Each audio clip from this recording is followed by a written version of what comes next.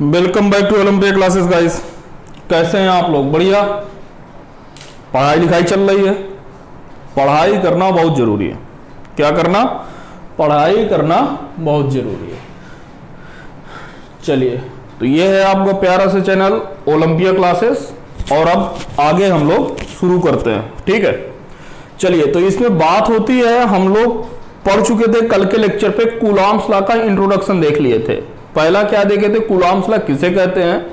Coulomb's law basically होता है electrostatic force के लिए, विद्युत स्थैतिकी बल के लिए, कि ये कहां पर लगेगा। तो मैंने इसके लिए आपको दो केसेस करवाए थे। क्या करवाया था? पहला कि जब दो आवेशों के मध्य क्या हो, पूरी तरह से वायु भरी हो, यानी कि जब दो चार्जों के बीच में मीडियम क्या हो, एयर हो। दूसरा मैंने करवाया था जब दो आवेशों के मध्य आपका डाइलेक्ट्रिक कांस्टेंट भरा हो, परावैद्युतांक माध्यम हो। ठीक है, मतलब उनके बीच में कोई मीडियम हो। ठीक है। दूसरा केस हमने देखा था कि कितने चार्ज, मतलब दो चार्जों के बीच में मीडियम क्या है। ठीक है, आज हम तीसरा केस देखेंगे। तीसरा केस है, ठीक है, कि अब जो ये मीडियम था दूसरे केस में, वो पूरे पर फुलफिल था, मतलब Q1 चार्ज से और Q2 चार्ज के बीच में दोनों जगह पर क्या था, मीडियम शुरू से लेके लास्ट तक फुलफिल था, मतलब लास्ट तक भरा हुआ था। अब हम क्या करेंगे कि यहां पर किसी एक जगह पर, किस जगह पर, किसी एक जगह पर ही मीडियम होगा। ठीक है ना।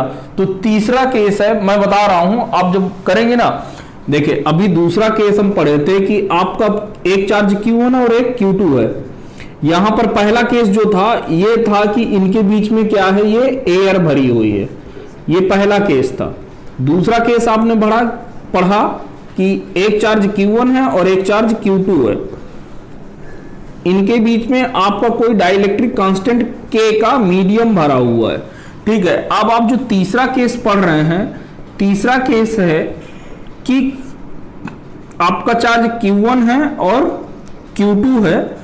इनके बीच में कुछ दूरी पर, पार्शियल दूरी पर क्या है, मतलब कुछ, यही बस क्या है, ये इसकी थिकनेस T है और ये इसका ये K का मीडियम है। और बाकी इस जगह पर और इस जगह पर आपकी ये दोनों क्या है, ये जो तीर लगे हुए हैं, ये क्या है, यहां पर एयर भरी हुई है। ठीक है। तो आज हम इस वाले केस को पढ़ेंगे कि जब क्या होता है, Coulomb's law for partial dielectric medium. ठीक है, तो हेडिंग लगाइएगा, कूलॉम्स लॉ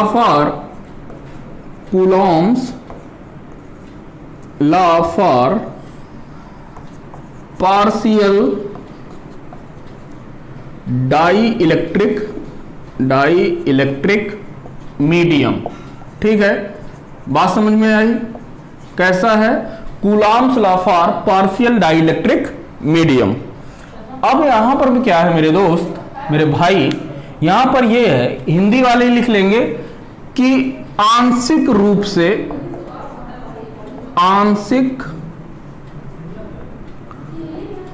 से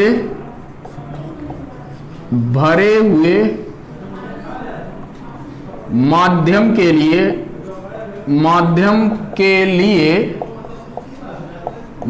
के लिए कूलॉम्स लॉ क्या है, कूलॉम का नियम। ठीक है। तो इसमें मेरे भाई, इसमें क्या है, सबसे पहले मैं आपको बता देता हूं कि इसको भी हमने दो केसेस में क्या किया हुआ है, डिवाइड किया हुआ। कितने केसेस में? दो केसेस में डिवाइड किया है। एक्चुअली है क्या ना कि दोनों केस एक दूसरे से इंटरलिंक्ड है, ज्यादा कोई बड़ी बात नहीं है। तो इसमें हम ये मान के चल रहे हैं कि पहला केस है कि Coulomb's law for acting in two different medium. ठीक है, कि अब केस है कि आपको क्या लगाना है, दो चार्ज है Q1 और Q2। ठीक है, एक बार इनके बीच में जो मीडियम भरा हुआ है, वो उसका जो डाइलेक्ट्रिक कांस्टेंट है वो K1 है, और एक बार इन दोनों के बीच में जो डाइलेक्ट्रिक कांस्टेंट भरा हुआ है, ये है आपका K2 का भरा हुआ है। किसका भरा हुआ है? K2 मटेरियल का भरा हुआ है। ठीक है, तो अब आपको यदि मैं यहां से फोर्स निकालूं तो फोर्स कितना आ जाएगा, मैं इसको क्या नाम दे दूं, F1। ठीक है, मतलब जब K1 मीडियम भरा है उनके बीच में तो कितना हो जाएगा फोर्स, तो आपको पता है कि ये क्या होता है, small k Q1 Q2 upon K R square. यदि इनके बीच की दूरी कितनी है, R, दूरी अभी भी R ही है, ठीक है ना, R, K1 K2 by R square. ठीक है, ये स्मॉल k है, स्मॉल k की वैल्यू आपको पता है ये कितनी होती है, 1/4 पाई एप्सिलॉन नॉट, और ये बराबर होता है 9 × 10⁹ न्यूटन मीटर स्क्वायर पर कूलॉम स्क्वायर। और यहां पर जो एप्सिलॉन नॉट की वैल्यू होती है ये होती है 8.85 × 10⁻⁻12 कूलॉम स्क्वायर पर न्यूटन मीटर स्क्वायर। ठीक है, ये होता है। इसी तरीके से जब आपका K2 मीडियम बड़ा होगा तो F2 होगा K Q1 Q2 upon capital K R square. ये पहला केस है कि क्या कंडीशन होगी यदि ये दोनों फोर्स क्या हो, बराबर हो। यदि ये दोनों फोर्स क्या हो, बराबर हो, तो condition for both the forces is equal। ठीक है, क्या कंडीशन एक उनके लिए यह केस, दोनों बल क्या हो आपस में बराबर, तो दोनों फोर्सेस को हम क्या कर देंगे मेरे भाई, बराबर कर देंगे। तो F1 बराबर F2 कर देंगे, तो यहां से F1 बराबर K Q1 Q2 upon capital K1, ये K2 मीडियम भरा हुआ ना, ठीक है, कैपिटल K1 R स्क्वायर। यहां से ये R भी मान के चलो कि यदि ये डिफरेंट है, ठीक है ना, तो ये R1 हो जाएगा और ये R2 है, R1 है और ये R2 है। ठीक है, ये बराबर हो जाएगा K Q1 Q2 upon K2 R2 का स्क्वायर। यहां से K Q1 Q2 आपका क्या हो जाएगा, कैंसिल हो जाएगा। चलिए, इसको नहीं लिखना था, ये तो मैं आपको सिर्फ रिवाइज कराने के लिए बताया हूं, ठीक है, कि आप दोहरा जाए थोड़ा सा। चलिए, अब जब हम इसको कैंसिल कर दिए हैं तो हमारे पास क्या आ जाएगा, हमारे पास आएगा K1 R1 का square is equal to K2 R2 का स्क्वायर। इसको आप अच्छी तरीके से नोट कर लेंगे। ठीक है, ये आपका बहुत महत्वपूर्ण रिलेशन है, इंपॉर्टेंट रिलेशन है। ठीक है, चलिए, अब यदि if K1 is equal to M1, K1 की वैल्यू क्या हो जाए, 1, यानी कि ये क्या है, एयर है, क्या हो जाए, एयर हो जाए, यानी कि वायु हो जाए। यदि मतलब पहले वाले केस में क्या हो, ये कि K1 जो है ना, ये आपका एयर है, मतलब मीडियम क्या है, एयर है, तो एयर के लिए K की वैल्यू कितनी होती है, 1, कल के लेक्चर में मैंने बताया है। ठीक है, तो अब ये जो R1 है जो ये किसके लिए हो जाएगा, एयर के लिए। ठीक है, और यदि K2 जो है किसी मीडियम का है, K किसी मीडियम के लिए K मीडियम है, और तो इसी तरीके से ये जो R2 हो जाएगा ये R मीडियम के लिए हो जाएगा, कि अब जो मीडियम है उसके लिए। तो यहां से यदि देखोगे तो आपका R एयर, ठीक है ना, मैं R1 जो है वो R एयर है, क्या है, R एयर, मतलब वायु के लिए जो उसकी थिकनेस होगी, जो दूरी होगी वो बराबर होगी, क्योंकि यहां से K1 की जगह पर 1 रखेंगे तो 1 रखने का 1 × 1 मतलब यही होगा।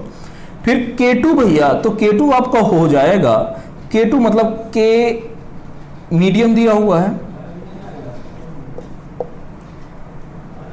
और R2 मतलब R मीडियम का स्क्वायर। तो यदि मैं R एयर निकालूं तो ये हो जाएगा मेरे भाई R medium into under root of K medium.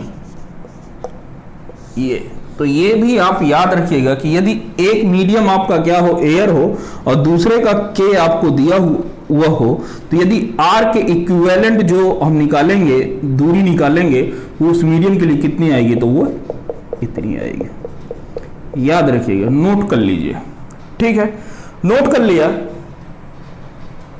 चले हो गया, नोट कर लीजिए। यही था फाइनल कि ये क्या है, जो R है इक्विवेलेंट थिकनेस है, मतलब equivalent thickness in air medium, in air medium corresponding to a dielectric medium. ये क्या है, R इज द इक्विवेलेंट, लिखिएगा R air is the equivalent thickness in air medium corresponding to a dielectric medium। Hindi वाले लिखेंगे कि R air, small r air, small r air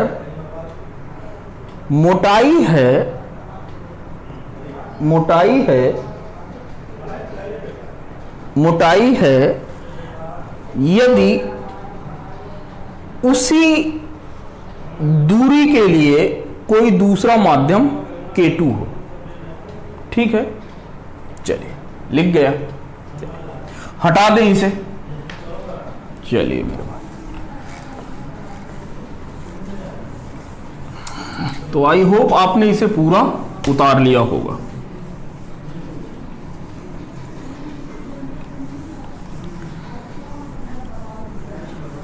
ठीक है, अब यहां पर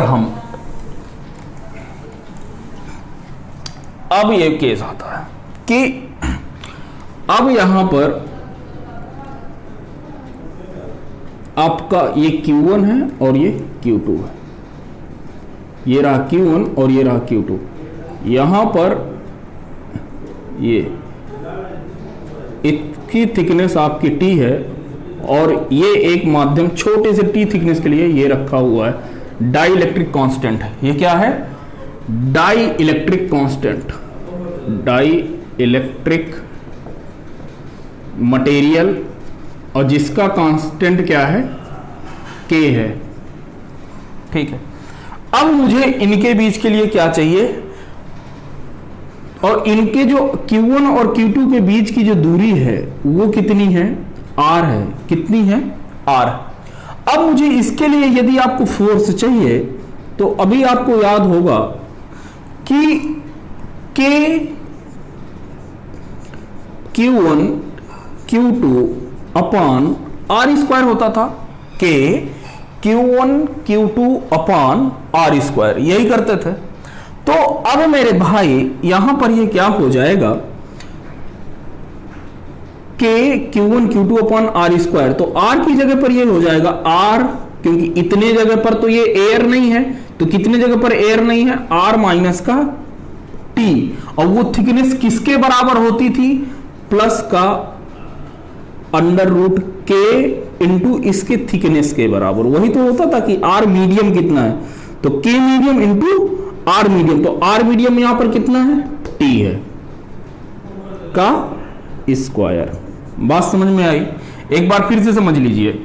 देखिए भाई, जो आपका फोर्स होता है, इलेक्ट्रोस्टैटिक फोर्स क्या होता है, small K Q1 Q2 upon R square, यही होता है। अब यहां पर हर एक जगह ये किसके लिए, जब एयर होती है, जब क्या होती है, एयर होती है। लेकिन यहां पर क्या है, पार्शियल है, मतलब इस जगह पर क्या है, एयर है, और इस जगह पर क्या है, एयर है, और बीच में क्या है, आपका डाइलेक्ट्रिक मटेरियल भरा हुआ है। तो उसके लिए क्या करेंगे, K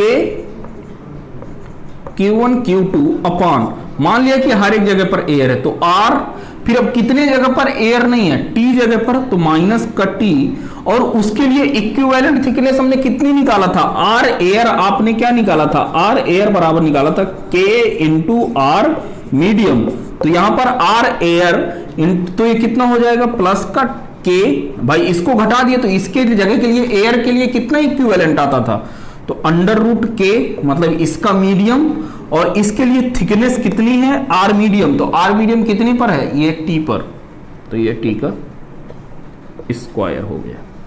ठीक है, तो चलिए, तो ये आप यहां से इसको नोट कर लीजिएगा, इंपॉर्टेंट है। बोर्ड लेवल पे में भी यदि क्वेश्चन नहीं आते हैं तो कोई बात नहीं, लेकिन कंपटीशन लेवल पर इससे क्वेश्चन आ सकते हैं। ठीक है, बोर्ड लेवल पर क्वेश्चन आए ना आए, कंपटीशन लेवल पर इससे क्वेश्चन जरूर आएंगे। चलिए ठीक है, हटा दूं इसे। चलिए अब एक क्वेश्चन करते हैं। ठीक है,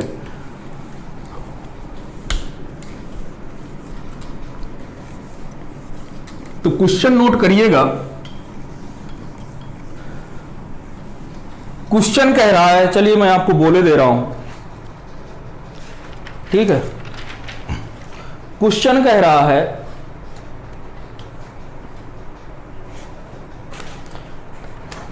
क्वेश्चन लिखेगा two charge of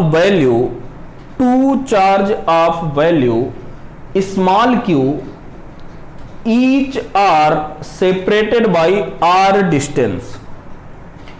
to charge of value q each are separated by small r distance. If half of the separation between the charge is filled by a dielectric constant,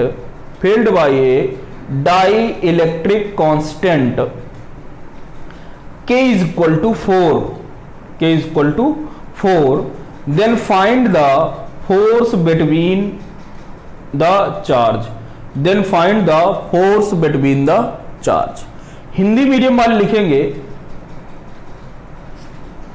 दो आवेश जिनका मान small Q है एक दूसरे से small are दूरी पर रखे हुए हैं।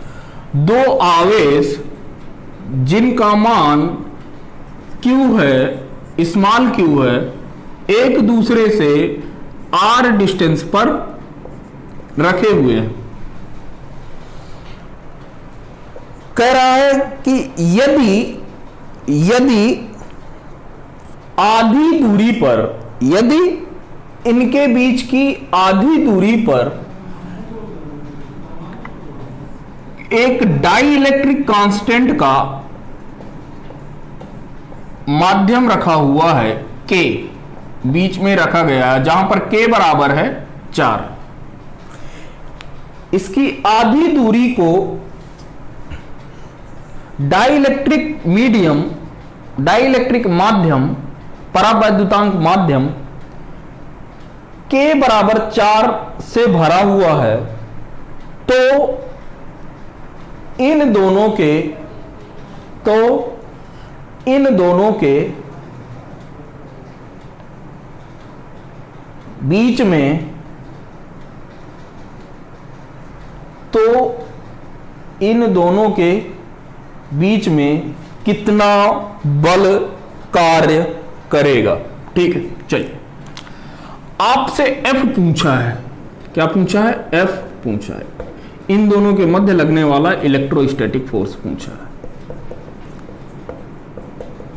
स्टैटिक फोर्स पूछा, देखिएगा आपको दिया हुआ है, क्या दिया हुआ है, क्वेश्चन पहले समझ लीजिए। क्वेश्चन में दिया हुआ कि दो आपके चार्ज हैं स्मॉल क्यू और स्मॉल क्यू, बोला है कि इनको आर डिस्टेंस पर रखा गया, हमने रख दिया।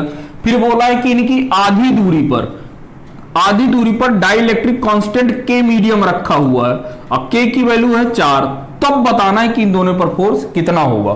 ठीक है, तो चलिए जब हम मान लेते हैं, क्या करते हैं, मानते हैं। अब मैं सॉल्यूशन कर रहा हूं, तो मान लिया कि जब एयर भरी हुई है, क्या भरी हुई है, एयर, मतलब इनके बीच में कोई मीडियम नहीं है, तो F air is equal to कितना आ जाएगा, के Q1 Q2 upon R²।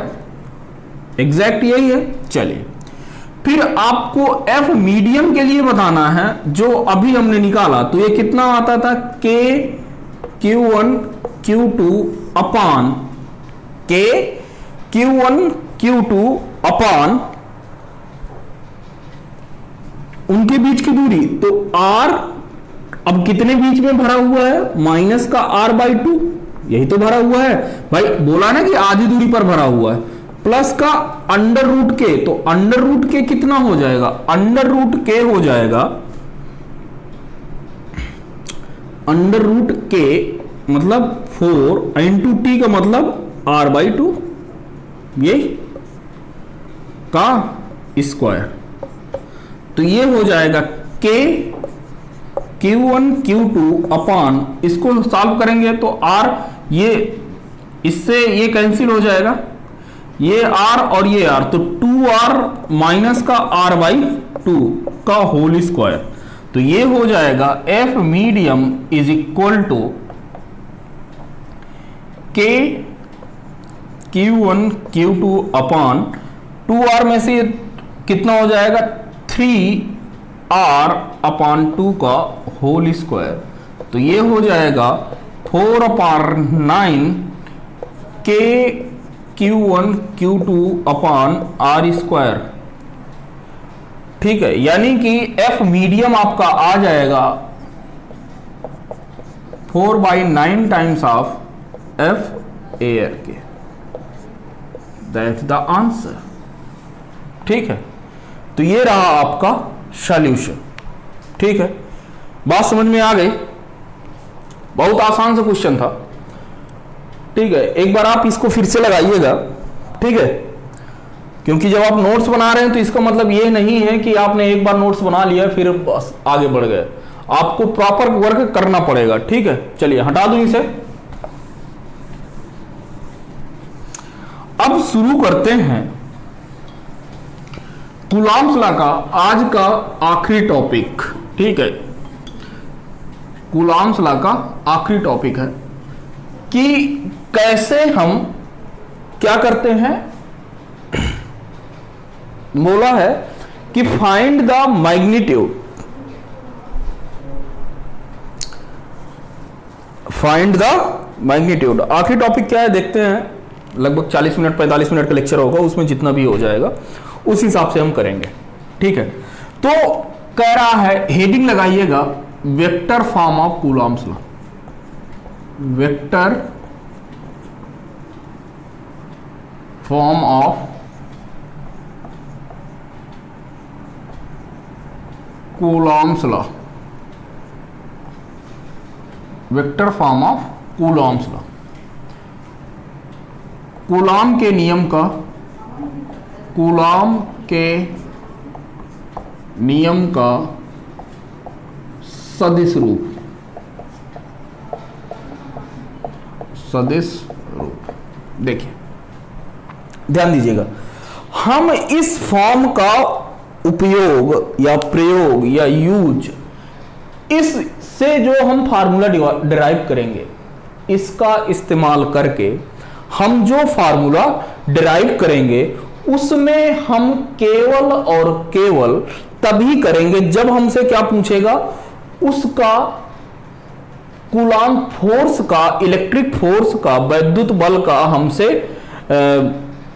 Magnitude पूछेगा, मतलब एक तरीके से उसका परिमाण पूछेगा और उसकी डायरेक्शन पूछेगा, यानी दिशा पूछेगा। यदि मैग्नीट्यूड और डायरेक्शन दोनों पूछेगा तभी हम इस फार्मूले का प्रयोग करेंगे। ठीक है, तो यहां से देखिएगा, यदि मान लीजिए कि ये आपके कोऑर्डिनेट के रूप में दिया हुआ है, यहां से R1 डिस्टेंस पर मान के चलिए कि आपका ये Q1 चार्ज दिया हुआ है, यहां से R2 डिस्टेंस पर, ओरिजिन से R2 डिस्टेंस पर कोई Q2 चार्ज दिया हुआ है, और यहां से यदि हम वेक्टर आप पढ़े होंगे क्लास 11th में, तो ये कितना हो जाएगा, vector of R12, vector of R12 vector हो जाएगा। और यहां से आपका जो r12 वेक्टर होगा ये हो जाएगा वेक्टर ऑफ r2 माइनस का r1। ठीक है, यहीं पर आपका एक यूनिट वेक्टर का कॉन्सेप्ट आता है। यूनिट वेक्टर यहां आपने पढ़ा होगा एकांक सदिश, पढ़ा है एकांक सदिश। तो जब उसके रूप में हम आगे बढ़ेंगे तो एकांक सदिश भैया क्या होता है, एकांक सदिश की देखिए बात करिएगा। तो एकांक सदिश जैसे मैं यहां पर बात करूं तो उसकी डायरेक्शन, तो अभी जैसे मान के चलो कि r12 का एकांक सदिश, इसका मतलब होता है r12 vector divided by r12 का मैग्नीट्यूड, ये एकांक सदिश। और ये मान के चलिए कि आपका क्या है, r दिया हुआ है, यानी r12 डिवाइडेड बाई r। ठीक है, मॉड r। चलिए, तो यदि ये दोनों फोर्स हैं तो आपको पता है, अच्छा मैं एक आपको बता देता हूं कि F12 का मतलब क्या है। F12 का मतलब है, 1 का मतलब है कि फोर्स ऑन फर्स्ट, मैं लिखे दे रहा हूं, force on first due to second. F का मतलब क्या, F12 का मतलब क्या है, फोर्स ऑन फर्स्ट, मतलब कि इस डायरेक्शन को यदि मैं दिखाऊंगा तो F12 दिखाऊंगा। क्या दिखाऊंगा, F12, मतलब कि एक पर लगने वाला फोर्स दूसरे के कारण। F12 का मतलब क्या है कि एक पर लगने वाला बल दो के कारण, या दूसरे के कारण एक पर लगने वाला बल। ठीक है, F12। और F21 का मतलब क्या है, F21 का मतलब क्या है कि force on second due to first, पहले के कारण दूसरे पर लगने वाला बल, पहले के कारण दूसरे पर लगने वाला बल, ये होता है। ठीक है, F12 या F12 में आपको पता चल गया। अच्छा, एक चीज मैं शायद आपको बताना भूल गया हूं कि कूलॉम्स लॉ आपका लाइन ज्वाइनिंग फोर्स है, मतलब यह एक रेखा में ही लगता है। कूलॉम्स लॉ कैसा है, लाइन ज्वाइनिंग फोर्स। आप इसको नोट कर लीजिएगा कि Coulomb's law is a line joining force, यानी कूलॉम्स लॉ एक रेखा पर लगने वाला बल है। ठीक है, चलिए अब बात करते हैं कि F12 की बात करता हूं, किसकी, F12 के वेक्टर फॉर्म में, मतलब डायरेक्शन भी अब मैं यहां पर बता रहा हूं। तो देखिएगा ये होता है K Q1 Q2 upon R square, होता है K Q1 Q2 upon R square. ये तो क्या हो गया, मैग्नीट्यूड हो गया। क्या हो गया, मैग्नीट्यूड हो गया। ये क्या हो गया, मैग्नीट्यूड हो गया, K Q1 Q2 upon R square, ये तो मैग्नीट्यूड हो गया। अब डायरेक्शन के लिए क्या करेंगे, ये डायरेक्शन के लिए एक पर लगने वाला बल, तो 2 से 1 की तरफ जाने वाला R21, मतलब 2 से 1 की तरफ। भाई 4 से की तरफ मान के चलो कि मैंने माना है कि ये दोनों चार्ज कैसे हैं, पॉजिटिव हो, तो एक पर दूसरे के कारण जो बल लगेगा वो किधर लगेगा। भाई देखो, यदि ये पॉजिटिव चार्ज है, ये पॉजिटिव, यदि ये पॉजिटिव चार्ज है और ये पॉजिटिव चार्ज है, तो ये वाला क्या करेगा, इसको रिपेल करेगा, तो इसके फोर्स के कारण ये क्या करेगा, दूर जाएगा।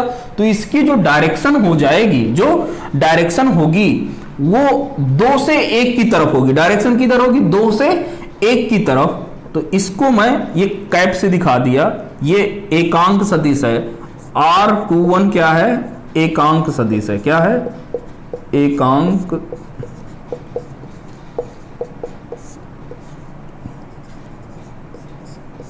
सदिश है। ठीक है, यूनिट वेक्टर है। अब यहां पर मैं इसकी वैल्यू रखूंगा K Q1 Q2 upon R square into, ये यहां पर अब आप वेक्टर लिखेंगे कौन सा, F21 vector divided by R, ठीक है। तो यहां से ये कितना हो जाएगा, K Q1 Q2 K Q1 Q2 upon R cube into R21, ये आपका, तो ये आपका क्या आ गया, फोर्स आ गया डायरेक्शन और मैग्नीट्यूड दोनों के कारण। ये आपका मैग्नीट्यूड आ गया और ये आपकी क्या है, जो वेक्टर दर्शा रहा है, ये आपको क्या बताएगा, डायरेक्शन को बताएगा, ये पूरा क्या बताएगा, मैग्नीट्यूड को बताएगा। अच्छा, यहां पर एक चीज और ध्यान देना, यहां पर एक चीज आपको और ध्यान देना है कि यहां पर जो आपके जो चार्ज प्लेस होंगे, जो Q1 और Q2 की जो वैल्यू प्लेस करेंगे वो इनके साइन के साथ करेंगे, ठीक है। मतलब यदि Q1 की वैल्यू -4 है और Q2 की वैल्यू +4 है, तो Q1 की जगह पर -4 और Q2 की जगह पर +2 ही रखेंगे। मतलब चार्ज को कैसे यहां पर रखना है, साइन के साथ। तो charge place should be sign, charge placed with sign,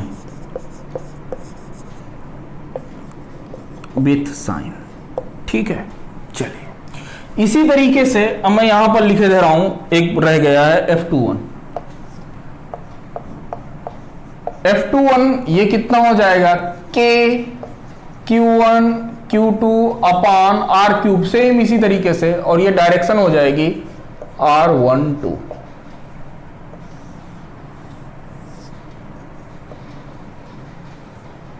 ठीक है। चलिए, नोट कर लिया, क्वेश्चन करें मेरे भाई। चलिए, क्वेश्चन से ज्यादा क्लियर होगा, ठीक है। हटा दूं इसे, नोट कर लिया। चलिए, तो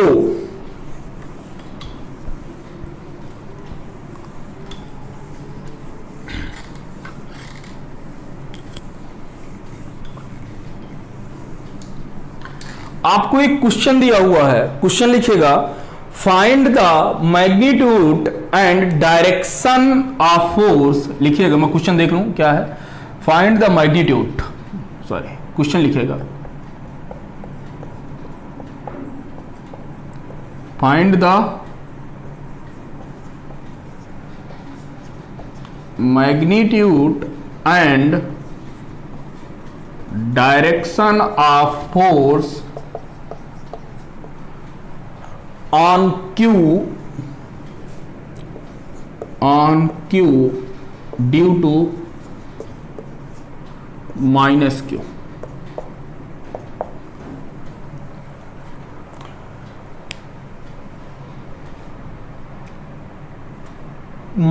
-Q के कारण, -Q के, लिखेगा हिंदी वाले, -Q के कारण +Q पर लगने वाले बल की दिशा तथा परिमाण बताइए, ठीक है। अब इसमें देखिए क्या दिया हुआ है, इसमें आपको एक फिगर दिया हुआ है।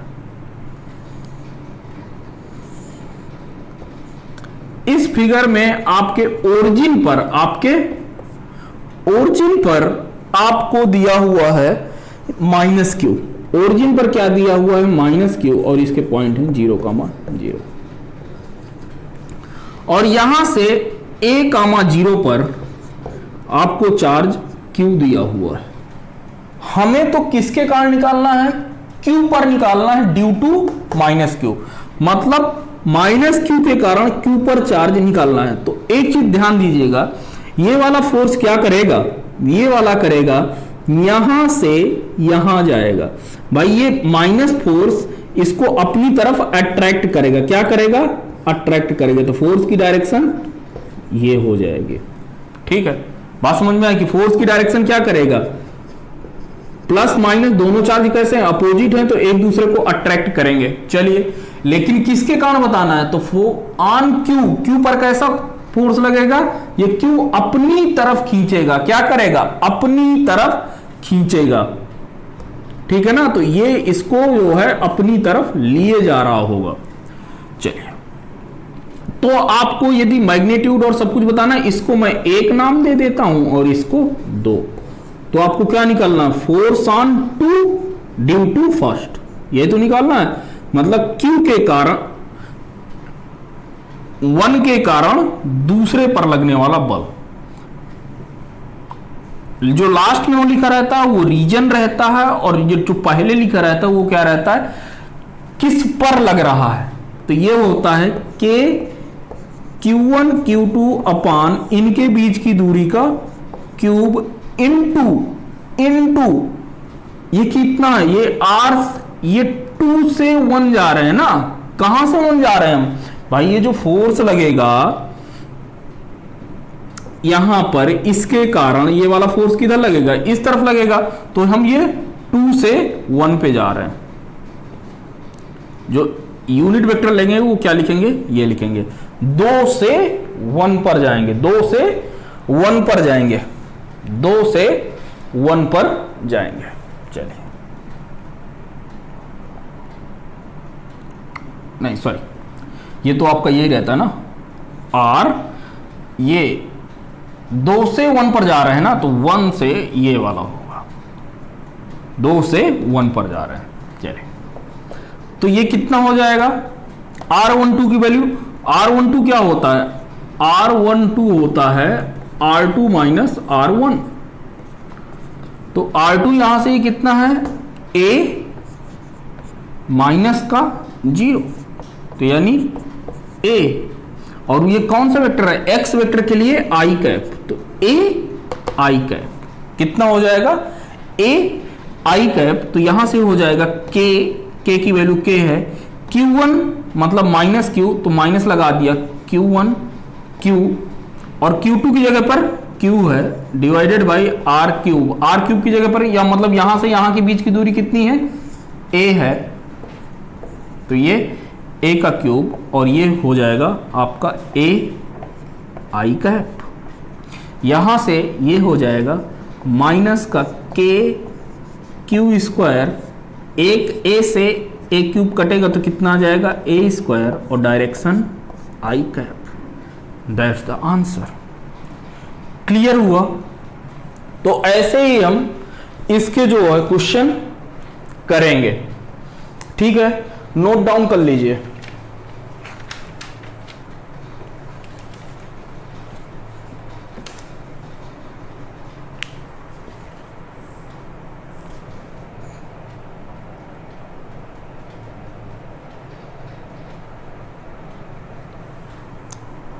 ठीक है,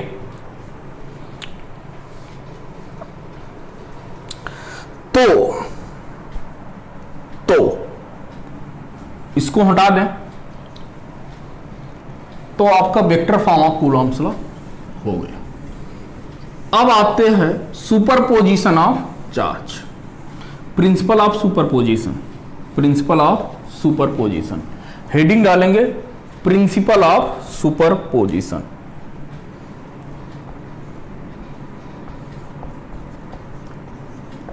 principle of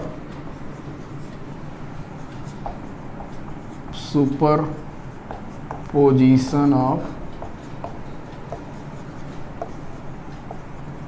charge, principle of superposition of charge यानी आवेशों का अध्यारोपण सिद्धांत, आवेशों का अध्यारोपण सिद्धांत। ये आपने क्लास 11th में प्रिंसिपल ऑफ सुपरपोजिशन पढ़ा होगा। किस में पढ़ा होगा, वेव फॉर्म में, वेव वाले चैप्टर पे, तरंग वाले चैप्टर पे आप ये सब पढ़े होंगे। चलिए, तो इसके बारे में पहले लिख लेते हैं। तो लिखिएगा, if more than two charges are present near each other, if more than two charges are present near each other and force on any one charge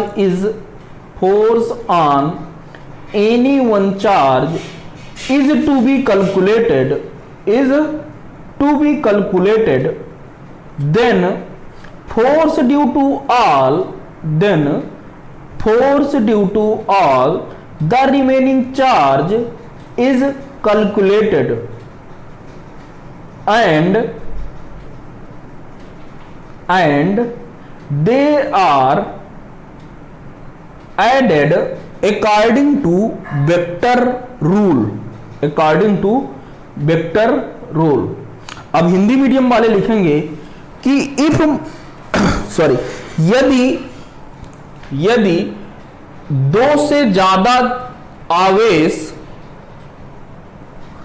एक दूसरे के नजदीक रखे हों और उन पर किसी एक आवेश पर कुल बल निकालना हो, कुल बल ज्ञात करना हो, तो उस बिंदु पर हर एक आवेश के कारण विद्युत बल को निकालकर उनका सदिश योगफल करते हैं। जैसे बात समझिएगा, क्या दिया हुआ है? ये दिया हुआ है कि आपके कोई चार्ज है, ये Q1 चार्ज है, ये आपका Q2 चार्ज है, ये मान के चलो कि Q3 है, ये Q4 है, ऐसे डॉट कई सारे हैं। तो मान के चलो कि मुझे 1 पर टोटल फोर्स बताना है कि Q1 पर कितना चार्ज लग रहा होगा। तो पहले तो देखिए कैसे है, लाइन ज्वाइनिंग फोर्स है, तो ये सब मान के चलिए कि ये सब कैसे हैं, पॉजिटिव चार्ज हैं। तो ये वाला charge force on first due to second इस डायरेक्शन में लगेगा, फिर आपको ये वाला लगेगा तो force on first due to तीसरे वाले चार्ज के कारण, और ये वाला हो जाएगा force on first due to 4, मतलब चौथे वाले चार्ज के कारण। तो यदि मैं 1 पर नेट फोर्स निकालूं, charge net force on charge Q1, तो ये बराबर हो जाएगा, वेक्टर एडिशन होगा सबका, कैसा होगा, सदिश योगफल होगा, सदिश योग करेंगे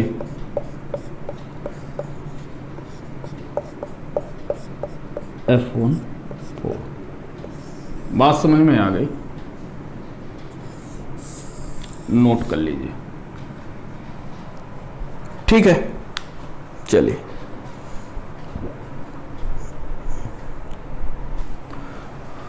तो आज का लेक्चर हम यहीं पर कंप्लीट कर रहे हैं, इसके आगे कल से चलेंगे, ठीक है, अगले लेक्चर बनाएंगे।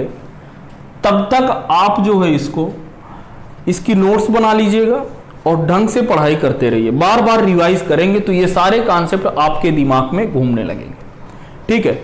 और जितना ज्यादा से ज्यादा हो सके आप लोग इसके न्यूमेरिकल ट्राई करिए, ठीक है ना। न्यूमेरिकल ट्राई करेंगे तभी आपको फिजिक्स आएगी, ठीक है।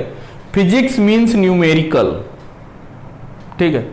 चलिए फिर, अभी तक यदि आपने चैनल को सब्सक्राइब नहीं किया है, तो आप चैनल को सब्सक्राइब कर लें, जिससे क्या होगा, आपको समय पर नोटिफिकेशन मिल जाएगा, ठीक है।